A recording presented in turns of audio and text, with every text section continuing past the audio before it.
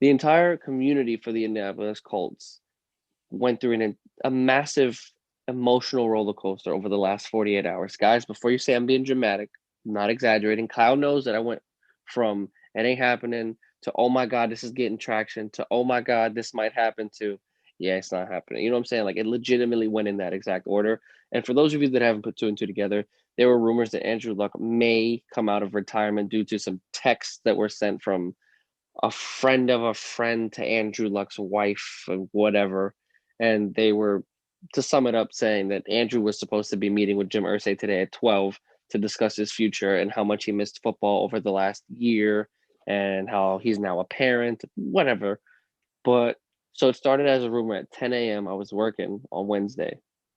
And it then gained enough traction to get onto the Herd, Colin Cowherd's show, to then have SportsCenter tweet out and post Andrew Luck content, to then have T.Y. Hilton today post pictures of Andrew Luck out of nowhere, to for Jim Irsay to have a press conference earlier this afternoon and say that he's more retired now than he was when he walked out of the building.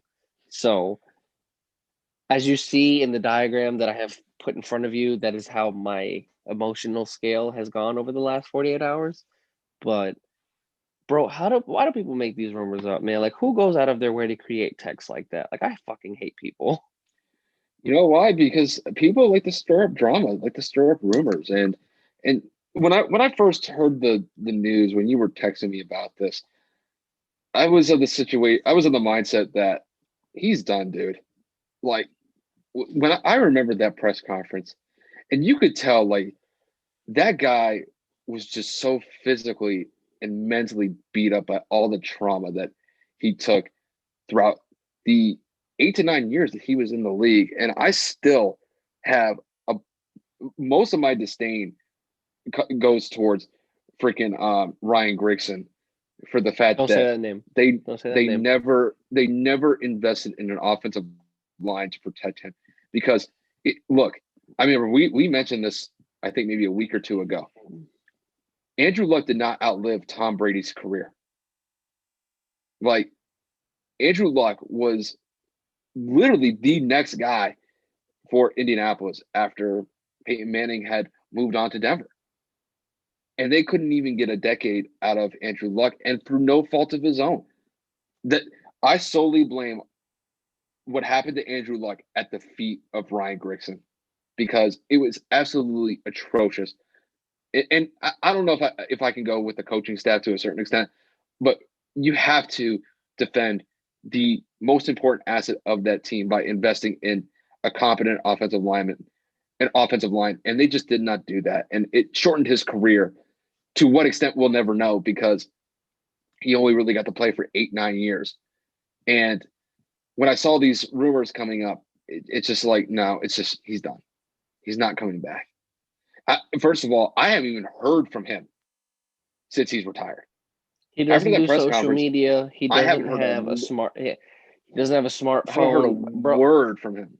Rumor had it while he was still actively playing that people said that he still drive the same Honda Civic or Accord that he had in college, and that he refused to buy a smartphone. Like he still had a flip phone.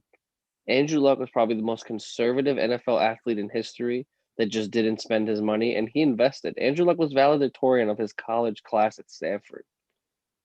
I think that says a lot. You know, he really prioritized. So check this out. A lot of people don't know. Andrew was the number one pick back in 2012, right?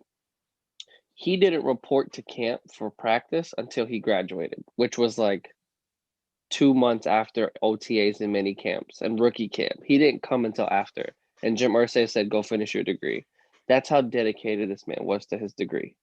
Like that's the type of person that Andrew Luck was. He doesn't do social media or anything like that. So to not hear anything at all from him isn't a shock whatsoever. And that's another reason why it wasn't like last year people were like, oh, we need Andrew Luck to come back. Like it wasn't that kind of rumor. It was like something that was gaining traction because of texts from someone directly related or involved. They were supposedly to his wife. So for me to hear that and for it to be 2 years later after he retired, we all know the itch is going to come. We all know that Andrew, anybody, any athlete that retires young thinks about coming back because they're like, yo, I'm healthy now. Like I've had 2 years to like decompress. I would assume that's what goes through an athlete's mind when they hang it up early because of injury, that they at least think about it. But for it to read and say what it did, I was kind of like, it makes sense. Like it, I wouldn't be surprised if someone that loves football as much as Andrew Luck to randomly come back with no inkling of information from the media other than a leaked text message. Like it made sense to me because how else would you hear from it? Like how else would you know? Andrew's not just going to walk into the closest media outlet in Indianapolis and be like, "Yo, I'm coming back." He's not going to be stupid enough to get caught walking into the stadium. Like I don't know. I felt like it was real to a certain extent, and I held up hope when I shouldn't, and it broke my heart to hear that it wasn't happening. It's crazy. And the thing is with him, look, obviously their football life is short, and obviously everybody wants to see these guys go out and achieve the most amount of success that they can while they're playing. But there is life after football. And Big with time. Andrew Luck, he weighed his options probably to the nth degree. But it came to a point where it's like, do I keep doing this and potentially suffer a significant injury where I may never recover from, or do I walk away from the game with the the beating that I've taken, but I have the rest of my life to go out there and live a life that I can as healthy as I can without getting beat up every Sunday. And I think with him, that that latter option just proved to be just there for the taking, and I don't blame him in any way, shape, or form for making that decision. He made the right decision for his life at that point, not just for his football career, his life at that point, because he could have taken a hit that he could have taken a hit that could have paralyzed him. I mean, he could have taken a hit like Drew Bledsoe did, where he had internal bleeding after he took a hit in the same game that Tom Brady ended taking Drew Bledsoe's job from. So you never know what could happen out there. You're one hit away from potentially never playing the game again. I mean, that's what Ryan Shazier has to live with for the rest of his life. Just one play, just one hit, and it could and nothing could be the same after that. So with Andrew Luck, look, I'm happy that he's living his life as he sees fit, and that's all that should matter. That's it.